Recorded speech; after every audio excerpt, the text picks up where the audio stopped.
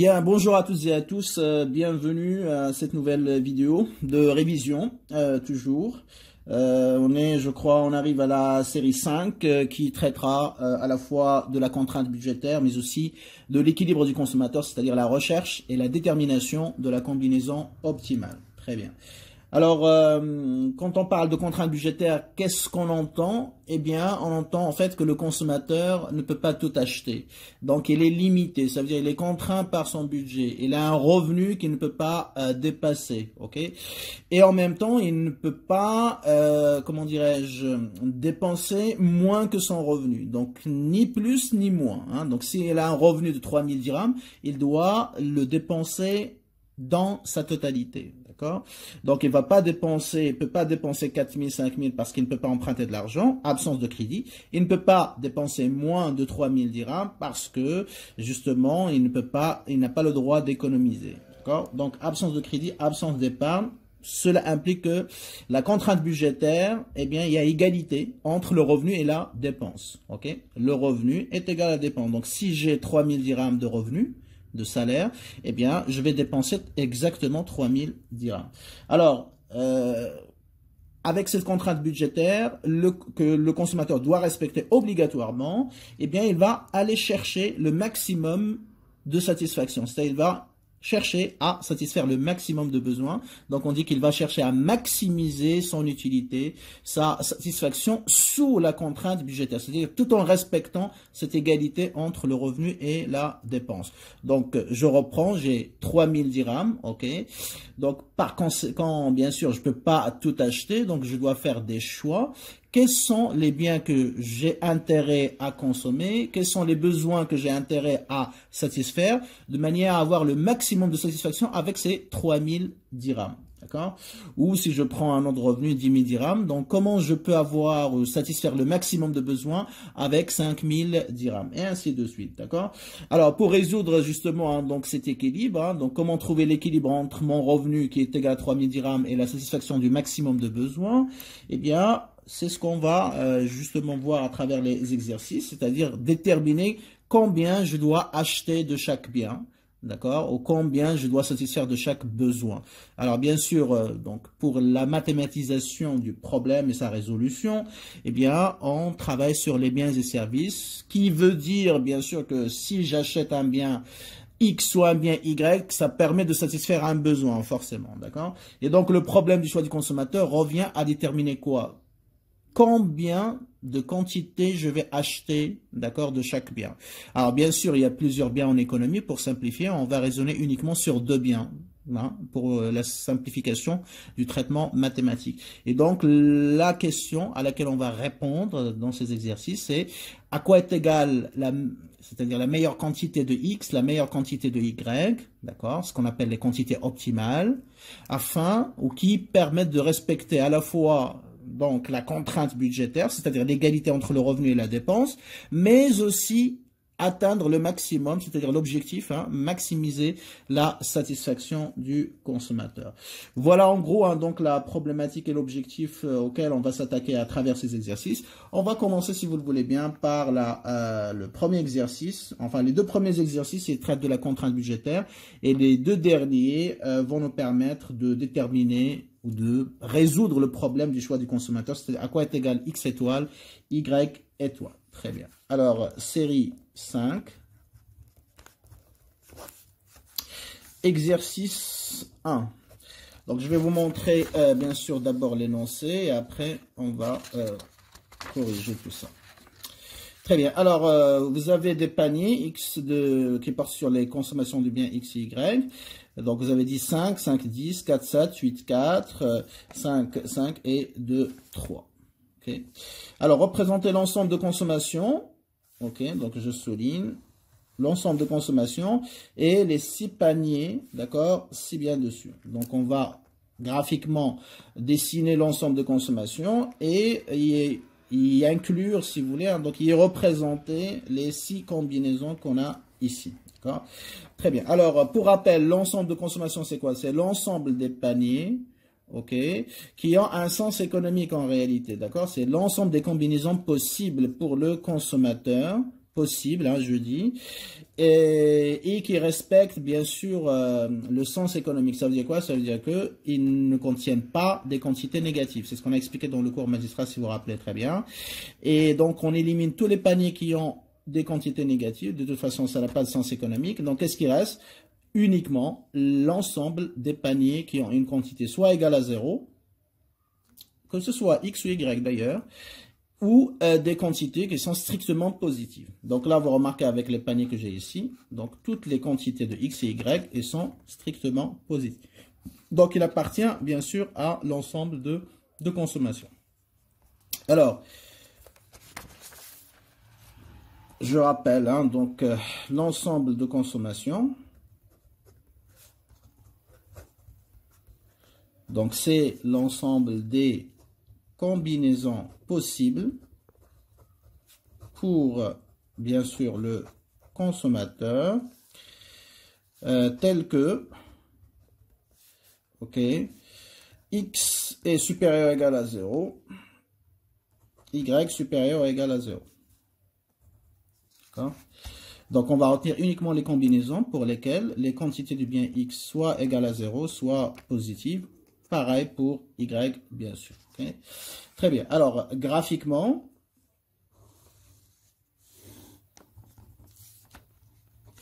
hein, je vais bien sûr tracer l'axe horizontal des abscisses, les quantités de X, l'axe vertical, les quantités de Y, ok. Et donc là, bien sûr, j'élimine toutes les quantités négatives de X, donc ils ne font pas partie de cet ensemble de consommation, et les quantités négatives de Y aussi sont éliminées. Et donc, il reste uniquement les deux axes, ok. Hein, donc ça aussi ce sont des paniers pour lesquels, hein, donc par exemple, Y est égal à 0, et si c'est pour X est égal à 0, donc ils font partie de l'ensemble de consommation parce que X il peut être égal à 0, ou Y aussi il peut être égal à 0, d'accord? Donc, l'ensemble de consommation, c'est tout ça, ok? C'est toute cette surface assurée que je suis en train d'assurer, voilà, donc ça s'appelle l'ensemble de consommation, ok? Très bien. Alors, qu'est-ce qu'on va faire à l'intérieur de cet ensemble de consommation? On va dessiner les paniers 10, 5, 5, 10, etc. Donc, par exemple, ici, j'ai 10. Ici, j'ai 5. Hein, donc, je fais rapidement, hein, donc sans être rigoureux dans le dessin parce que c'est pas ça le plus important. Donc, vous avez compris le principe. Donc, chaque panier, il va être représenté par un point, ok? Ce point, c'est quoi? C'est le point d'intersection entre le segment vertical qui passe par la quantité de X et le segment horizontal qui passe par la quantité de Y, ok? Donc, ça, c'est 10, 5. À la limite, on peut l'appeler A. Ensuite, on a 5, 10. Ok? Ça peut être là. Donc, pareil, un segment vertical parallèle à l'axe des ordonnées qui passe par la quantité de X. Et puis, un axe horizontal parallèle à l'axe des abscisses qui passe par la quantité de Y, c'est-à-dire 10, 5. Voyez? Et là, au point d'intersection, donc, j'ai le panier B. D'accord? Après, 4, 7 pour le panier C, pourquoi pas? Donc, 7, par exemple, c'est ici. Pareil. Et ça va me donner 4 ici. Voilà. Et je continue donc la représentation graphique comme on avait déjà fait dans le cours magistral. Ok?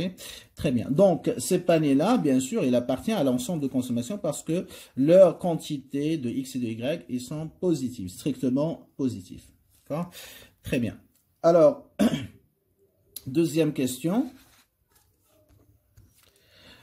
Si le revenu, donc je reviens à l'énoncé.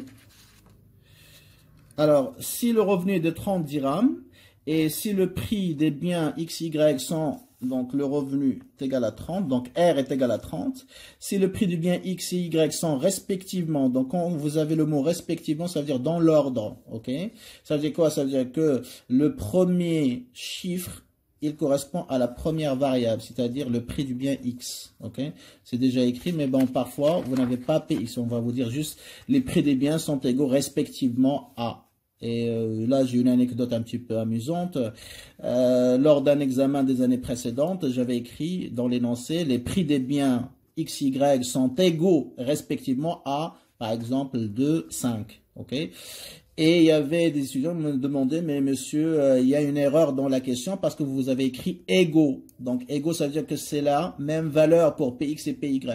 Alors que j'ai écrit égaux respectivement. Donc, égaux respectivement, ça veut dire égaux dans l'ordre. Et donc, le premier chiffre, ça représente le prix du bien X. Et le deuxième chiffre, donc 5, ça représente le prix du bien Y. Donc faites attention un petit peu c'est-à-dire aux mots qui sont utilisés dans les questions. Alors, quelle est l'équation de la droite? L'équation, on vous demande l'équation de la droite du budget, ou la droite budgétaire. Et après, représenter la droite budgétaire sur le même graphique que l'ensemble de consommation. OK? Très bien. Donc, je vais reprendre un petit peu les données, hein, donc sur un fait, c'est ce que vous faites dans l'examen par exemple sur le brouillon, il faut le faire. Alors le revenu R est égal à 30, n'est-ce pas? Le prix ou les prix des biens X, Y sont respectivement égaux à Px est égal à 2 dirhams, donc Px est égal à 2 et Py bien sûr est égal à 3. Très bien. Alors une fois on a noté ça, donc on va chercher l'équation, n'est-ce pas, de la droite budgétaire. Pour la droite de budget, c'est la même chose. Okay.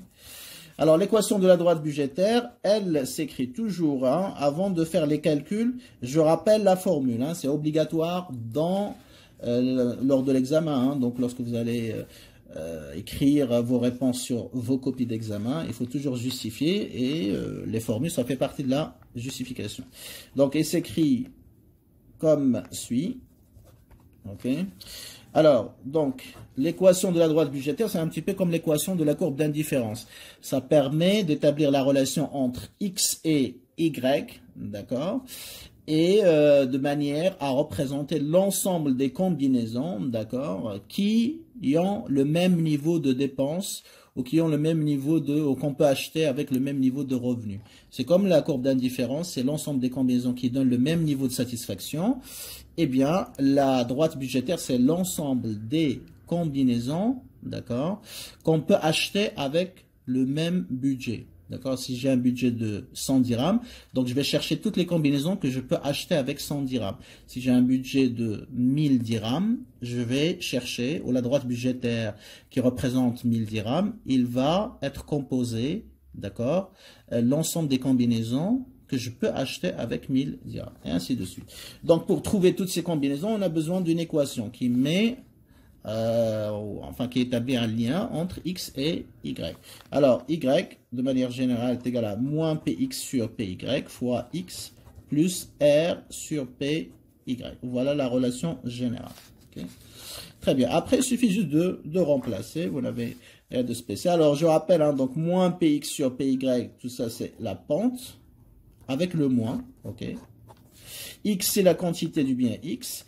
Et R sur PY, on a dit, c'est, je divise le revenu sur le prix de chaque unité de Y. Donc, c'est Y max. Ça va me donner la quantité maximale de Y. Ça, c'est juste pour le rappel, ok. Vous n'êtes pas obligé de le faire dans l'examen. Donc, Y est égal à moins Px, on a dit, c'est 2, n'est-ce pas? Et bien sûr, hein, donc, Py, c'est 3. On continue.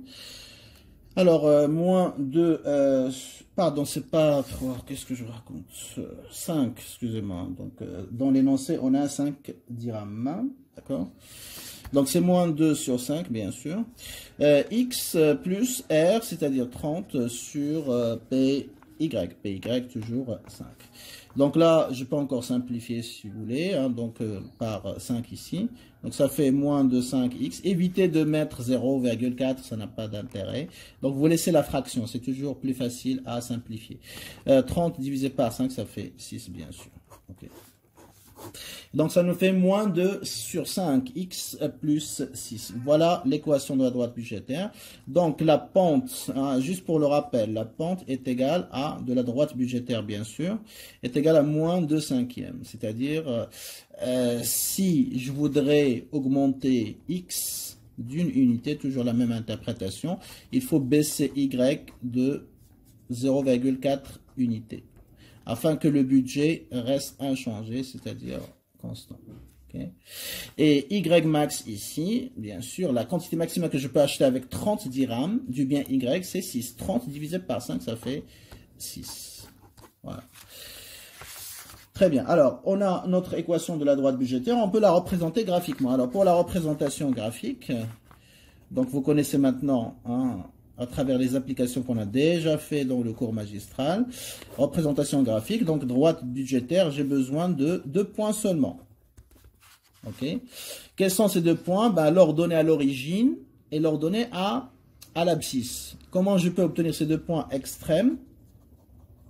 En réalité, donc c'est lorsque x est égal à 0, donc x est égal à 0, on va chercher y max, n'est-ce pas? Et lorsque y est égal à 0, on va obtenir x max. Donc voilà, c'est facile, hein, je vais annuler x, je cherche y, et après je vais annuler y, et je vais chercher x, qui va être x max bien sûr. Donc x est égal à 0, donc si je remplace, on va obtenir y max, bien sûr, dans l'équation qui est là, vous voyez. Hein, donc si x est égal à 0, donc qu'est-ce qui reste? Y est égal à 6. Donc y est égal à 6. Et j'obtiens mon premier panier 0, 6. Et y est égal à 0. Donc je vais avoir x max, c'est-à-dire 30 divisé par 2. X, 30 divisé par 2, ça fait 15. Et j'obtiens mon deuxième panier B, 15, 0. Voilà. Et donc là, il suffit de relier les 2 points A, B pour obtenir la droite budgétaire correspondante. Donc la droite budgétaire sera justement donc la droite A, B. Okay. Et comme la pente elle est négative, cette droite budgétaire, il va être bien sûr décroissant. Ne tracez pas une droite budgétaire qui est croissante, ça n'a pas de sens économique, bien sûr. Ok. Très bien. Donc là, on va revenir un petit peu, parce qu'on nous a demandé de tracer la droite budgétaire dans l'ensemble de consommation. Ok. Alors, donc ça passe par 2.06, c'est-à-dire 0 pour x et donc 6 c'est là. Et le point 15, ok, 15 pour x ici. Imaginons que c'est ici. Et donc là, la droite budgétaire sera, je vais relier les 2 points. Voilà, voilà ma droite budgétaire dans l'ensemble de consommation. Alors, pourquoi justement on vous a demandé de tracer ça? Parce que grâce à cette droite budgétaire, dans l'ensemble de consommation, on va le diviser en 2. Vous voyez, hein? Donc il y a une partie qui est en haut et une partie qui est en bas. Donc la partie en haut, qu'est-ce qu'elle représente? Toutes les combinaisons dans le budget d'achat, c'est-à-dire le coût d'achat, elle est supérieure au budget du consommateur. Vous voyez, le point par exemple B et C ou A, ils sont situés au-dessus de la droite budgétaire. Donc là, ce sont des combinaisons inaccessibles. Hein, on l'a déjà expliqué.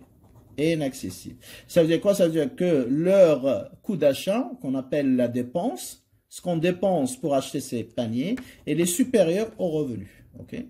Donc les paniers A, B, C, bien sûr, hein, donc ils sont inaccessibles. Par contre, les paniers qui sont sur la droite budgétaire et qui sont en bas ici, ils sont des combinaisons, bien sûr, accessibles. Ça veut dire quoi? Ça veut dire que ici, j'ai R est égal à D. Donc, tous les points qui sont sur la droite budgétaire, il y a égalité parfaite entre le revenu et la dépense. Et ici, hein, donc la dépense, elle est inférieure au revenu. Ouais, parce que ça, c'est un niveau de revenu. Tout ce qui est en bas, c'est-à-dire va être inférieur à ce niveau de revenu. D'accord? Si j'ai ici 200 dirhams, donc toutes les combinaisons qui sont là, ici, sur les deux axes ici, donc ils vont avoir un coût d'achat qui est inférieur à 200 dirhams, ou à 1000 dirhams, ou à 30 000 dirhams, etc. D'accord? Très bien. Donc là, grâce à cette représentation graphique, je peux distinguer entre ce qui est accessible, ce que je peux acheter comme combinaison avec mon revenu, et puis les autres que je peux pas les acheter. D'accord? Alors, vous pourrez faire ça aussi, hein, donc je dirais analytiquement parlant, pas graphiquement. Hein, donc c'est un travail à faire que je vous donne. Ok? Donc parmi les paniers que vous avez dans la question ici, les 6 paniers. Tous ces paniers-là, essayez de voir quels sont les paniers qui sont accessibles et les autres qui ne sont pas ou qui sont inaccessibles. D'accord? Donc, déterminer, d'accord, déterminer les paniers accessibles et inaccessibles. D'accord? Très bien. Alors, comment vous allez faire? Ben, c'est très simple. Hein. Donc, il faut comparer le D du panier, c'est-à-dire combien je dépense pour chaque panier, versus, je compare, avec le revenu, tout simplement. Donc, je vais prendre un exemple. Donc, le panier dit 5. À quoi est égal son niveau de dépense? Ben, c'est très simple. Hein. Donc, je vais multiplier le prix de chaque bien par la quantité, d'accord, qui est contenu de ce bien dans cette combinaison, d'accord. Donc ici, c'est le bien X, d'accord. Donc je vais multiplier le prix du bien X qui est égal à 2 fois la quantité de X, c'est-à-dire 10, plus, je vais rajouter, le prix du bien Y multiplié par la quantité du bien Y, c'est-à-dire 5 fois 5. Et donc ça me donne 20 plus 25, ça fait 45. Et après, je compare. Donc, D de 10,5, voyez, est égal à 45. Et il est supérieur au revenu qui est égal à 30. Donc, ça veut dire quoi? Ça veut dire que 10,5, elle est inaccessible. Voilà la méthode. OK? Et vous faites ça pour tous les autres paniers. Hein, donc, ça vous permettra une bonne révision. OK? Très bien. Alors, maintenant, donc moi, j'en profite pour passer à la question suivante. De manière générale, donc parmi les 6 paniers, 3, hein, donc ci-dessus, quels sont les paniers accessibles? Donc là, j'ai déjà graphiquement, hein, donc on a A, B, C, hein, donc c'est-à-dire les paniers 10, 5, ok. Les paniers 5, 10 aussi, hein, parce que ça va faire 5 fois 2, bien évidemment, ok, pour le prix du bien X. 5 fois 2 plus 50. Ça fait 60, donc supérieur à 30. 4, 7 aussi, ça fait 8 plus 35, ça fait, voilà, supérieur. 8, 4, donc ça fait 16 plus 20, ça fait 36. 5, 5, donc ça fait, si vous voulez, donc 2 plus 5, 5, 35 aussi. Donc, tous ces paniers-là, jusqu'à maintenant, 5, 10, hein, je vous donne le résultat final. Après, vous faites les calculs pour vérifier. 8, 4, ok. Et 5, 5, d'accord, ils sont inaccessibles. Vous allez trouver que c'est inaccessible. Car leur niveau de dépense est supérieur à R. Maintenant, il nous reste 2, 3, donc le dernier. Donc 2 fois 2, ça fait 4. 3 fois 15 fois 5, ça fait 15. 15 plus 4, ça fait 19. Donc c'est le seul, 19 inférieur à 30, bien sûr. Donc 2, 3, c'est le seul panier accessible. Voilà. Car D de ce panier de 2, 3 est inférieur à R. Ok? Très bien. Voilà pour la troisième question. Donc, je mets ici 3. Bien, enchaînons. Alors, quatrième question. La quatrième, donc, on vous demande de réécrire et commenter la contrainte budgétaire dans chacun des cas suivants. Donc, réécrire, hein, c'est la première chose qu'on vous demande. Et n'oubliez pas, parce que certains, ils oublient toujours l'interprétation, c'est-à-dire le commentaire. Commentez la contrainte budgétaire dans chacun des cas suivants. Donc, vous avez 4 cas. On va les voir successivement. Donc, petit a, le revenu du consommateur a augmenté de 10 unités monétaires. Alors, unité monétaire, ça veut dire en fait la monnaie dans laquelle j'exprime un petit peu le prix ou le revenu. Ça peut être le dirham, ça peut être le dollar, ça peut être l'euro, ça peut être la livre sterling, ça peut être, je sais pas moi, le yuan chinois, voilà, et ainsi de suite. Donc, unité monétaire, si vous trouvez ça dans les examens des années précédentes, ça veut dire juste le dirham, par exemple, puisque notre monnaie nationale, c'est le dirham, donc unité monétaire, c'est-à-dire 10 dirhams. D'accord? Très bien. Alors, le revenu du consommateur a augmenté de 10 unités monétaires. Alors, je mets d'abord quatrième question, ok. On va réécrire la contrainte budgétaire à chaque fois. Petit a, donc le revenu du consommateur R a augmenté de 10 dirhams, hein, donc pour simplifier, ok. Très bien, alors si le revenu augmente de 10 dirhams, le revenu initial est égal à combien? Est égal à 30 dirhams, ok. Il va devenir donc R final Donc 30 plus 10, c'est-à-dire 40 dirhams pour le revenu ou le nouveau revenu, ou si vous voulez le revenu final, c'est la même chose. Très bien, alors c'est le revenu final, les prix, hein, donc on me dit que ça reste inchangé, donc il n'y a pas d'information là-dessus. S'il n'y a pas d'information, ça veut dire que ça n'a pas changé, donc PY aussi est égal à 5. Et donc là, la contrainte, la nouvelle, si vous voulez, contrainte budgétaire, il va s'écrire comme suit, n'est-ce pas? Donc, on a toujours R, la contrainte budgétaire, c'est l'égalité entre le revenu et la dépense, c'est-à-dire R est égal à XPX plus YPY. Donc, je remplace tout simplement, hein, le nouveau revenu est égal à 40, ok, est égal à XPX, bien sûr, hein, donc c'est 2 hein, X plus, ça va pas changer pour les prix, 2x plus 5y, et on obtient donc la nouvelle contrainte budgétaire. On peut aussi hein, donc en déduire la nouvelle équation de la droite budgétaire, si vous voulez, parce que dans la première question, on avait cherché justement hein, donc à déterminer l'équation de la droite budgétaire. Alors, à quoi sera égale l'équation de la droite budgétaire? Donc, on peut aussi l'écrire, même si c'est pas demandé, c'est voilà, à titre complémentaire. Donc, on a 40 qui est égal à 2x plus 5y. Qu'est-ce que je cherche? Y en fonction de x. Donc, ça fait 5y qui est égal à 40 moins 2x. Et donc, y est égal à moins 2 sur 5x. Ça ne va pas changer. Et 40 plus 40 sur 5. Ça fait moins 2 sur 5x plus 8. Voilà la nouvelle équation du G. Vous voyez, hein, donc la pente reste inchangée, la même.